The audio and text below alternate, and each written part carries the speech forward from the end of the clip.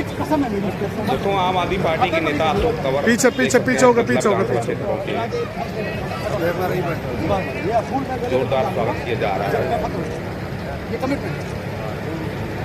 आपको बता दें कि फतेहपुर गांव में एक सामूहिक विवाह कार्यक्रम का आयोजन किया गया था और इस कार्यक्रम में भाजपा नेता दीपक सागर भी मौजूद थे। सर देखें अशोक तंवर का स्वागत होगा। फोटो जा खींचने अगले साल लगेगा फोटो थोड़ी साइड है जब भी आया थोड़ा ऐसे यहाँ देखो वरिष्ठ भाजपा नेता दीपक सागर और उसकी टीम ही मौजूद है।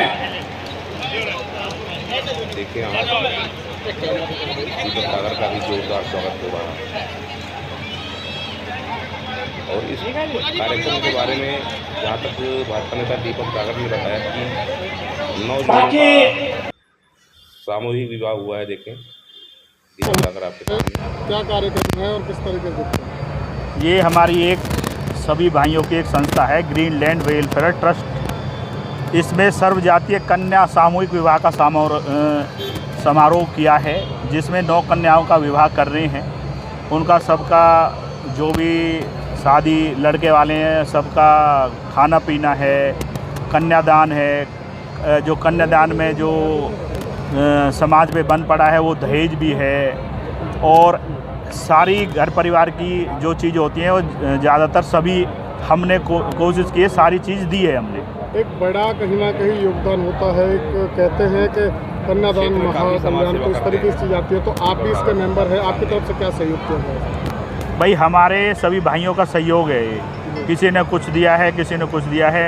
मैंने भी जो थोड़ा सा मेरे पे बन पड़ा है हमारी 9 बेटियों के लिए जो घर का जो ज़रूरत का सामान होता है वो पूरी 9 बेटियों के लिए दिया है, दहेज का सामान। ये जो संस्था है कब से इस तरीके से काम कर रही है और आगे किस तरीके से इसमें सहयोग आपका? ये हमारी संस्था हमने अभी रजिस्टर कराई है और ये पहला ही काम है हमारा। और हम आपके माध्यम से कहते हैं कि हम ग्रीनलैंड वेलफेयर ट्रस्ट को बहुत आगे ले जाएंगे, हरियाणा लेवल पे ले जाएंगे और ऐसे सामाजिक कार्य हम करते रहेंगे। और सर्वजातीय, ये नहीं कि एक ही जातीय, सर्वजातीय के जो ये कन्यादान है इसको हम आगे बढ़ाते रहेंगे बहुत बड़े स्तर पर। तो दहेज को लेकर के जो लगातार दहेज मांगते हैं लोग, दहेज के लिए भी क्या वो दहेज वालों के लिए ही ये एक सबक है कि हम पे भी बेटी हैं। और मैं सबसे कहूँगा, सर्व छत्तीस बरादरी से कहूँगा कि इस प्रथा को वो बंद करें और अपने कतई जो पहले चलते था समाज उसके उद्देश्य पे, वो बड़े बूढ़े के उद्देश्य पे चले, यही मेरी सबसे प्रार्थना है। तो आज फरीदाबाद फतेहपुर गाँव पहुँचे, क्या कहेंगे?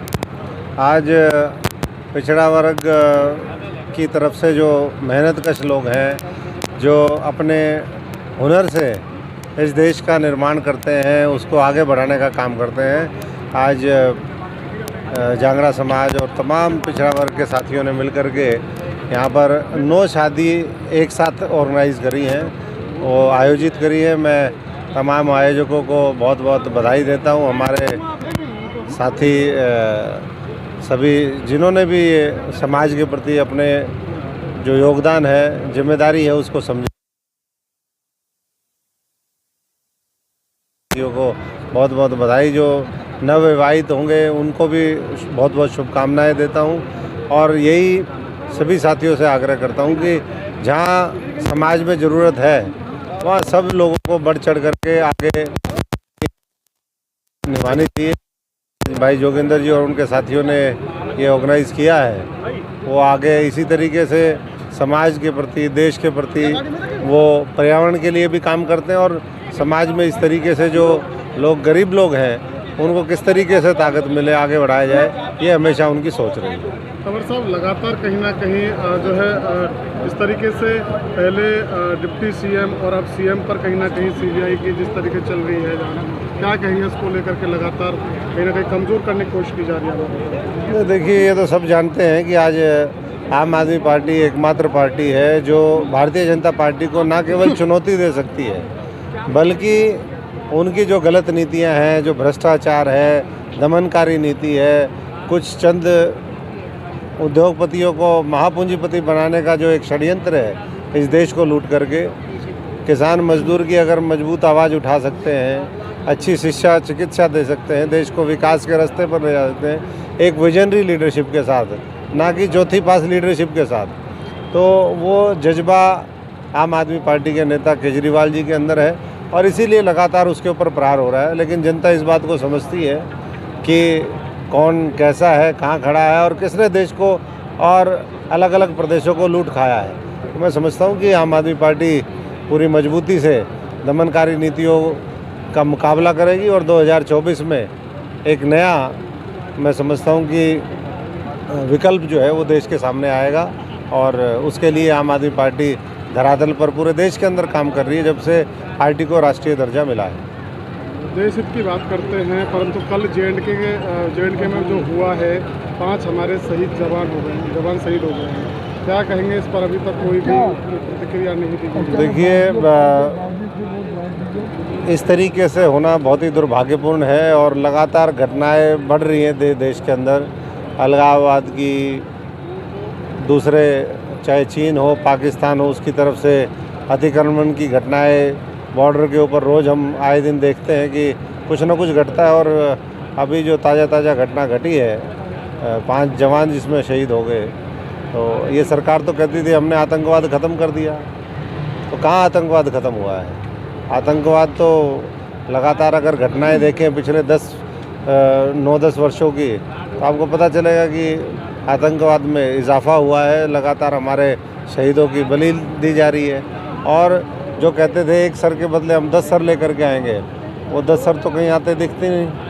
तो जो दुश्मन देश हैं उनके हौसले बुलंद हैं और सरकार कहीं ना कहीं पीछे की तरफ हटती दिख रही है, कमजोरी अपनी दिखा रही है। हरियाणा में बात करें तो कहीं ना कहीं राजनीति में उथल पुथल मची हुई है। जेजेपी और बीजेपी के गठबंधन को लेकर के कई सारे सवाल खड़े हो रहे हैं। आने वाले 2024 में क्या लगता है, जेजेपी और बीजेपी गठबंधन के साथ चुनाव लड़ेंगे? आम आदमी पार्टी को या कांग्रेस को उनको हराने के लिए क्या करें? देखिए, वैसे तो ये अपना उनका अंदरूनी मामला है, क्या करते हैं कोई भी पार्टी, लेकिन मैं समझता हूँ कि हमारे को तो सकारात्मक सोच के साथ लोगों के बीच में जाना है और आम आदमी पार्टी वो अपने प्रयास जारी हैं।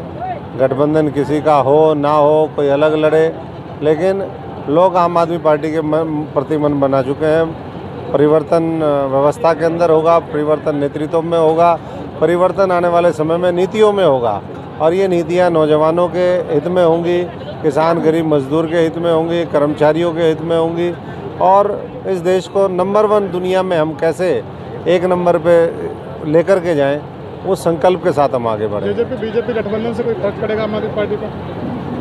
मुझे नहीं लगता कि क्या, जब जनता ने मन बना लिया तो वो तो साफ कर देते हैं और आम आदमी पार्टी जहाँ भी आती है वहाँ फिर 90% से सीट कम ना लोग देते हैं और ना हम लेते हैं। उसके बाद जो तोड़ फोड़ और ऑपरेशन कमल है वो भी कहीं कारगर साबित नहीं होता। अभी दिल्ली और पंजाब में बहुत कोशिश करी कि ऑपरेशन कमल कर देंगे, लेकिन वो मध्य प्रदेश में हुआ, नॉर्थ ईस्ट में हुआ, कर्नाटक में हुआ और राज्यों में हुआ, लेकिन आम आदमी की जहाँ सरकार है वहाँ झाड़ू का खूंटा मजबूती से गढ़ता है। कर्नाटक चुनाव का क्या कहेंगे? कर्नाटक चुनाव आम आदमी की मजबूत उपस्थिति होगी और वहाँ पर खंडित जनादेश आएगा, किसी को पूर्ण बहुमत नहीं आएगा। अब आप देख सकते हैं कि सत्ता पक्ष की भी आवाज़ दबाना शुरू कर दिया है। केंद्रीय एजेंसियों ने, केंद्र की सरकार, मोदी जी, हम पर आप वो देख रहे हैं कि सत्यपाल मलिक ने एक बात कही जो पूर्व गवर्नर रहे और उन्हीं के उसमें धारा 370 हटी, उन्हीं के समय में पुलवामा अटैक हुआ। उन्होंने पूरा विवरण किया कि किस तरीके से उस समय मोदी जी जंगल में सफारी कर रहे थे, सैनिक शहीद हो रहे थे और आज ही पता चला है कि सीबीआई ने उनको नोटिस दे दिया, उनको तलब कर लिया और अभी थोड़ी देर पहले ही खबर आई है कि आर.के. पुरम थाने के अंदर खाप पंचायतें जो हरियाणा की उनको समर्थन देने के लिए गई थी, उनके साथ साथ सत्यपाल मलिक को भी वो थाने के अंदर पकड़ करके बिठा दिया गया है, कैद किया है या गिरफ्तार किया है, क्या है। तो ये साफ दर्शाता है कि आज निरंकुशता हावी है और लोकतंत्र में विश्वास करने वाली जो सरकारें हैं वो नहीं है। ये तो संविधान, लोकतंत्र और जनता के ऊपर प्रहार बार बार कर रही है और इसका मुकाबला सब लोग। मंशा यही है कि भाई बस लोगों की आवाज़ को दबा दो, लोग उनको खूब लूटने और प्रताड़ित करने का काम करो और कोई आवाज़ उठाए तो उसके खिलाफ षड्यंत्र पे षड्यंत्र करो।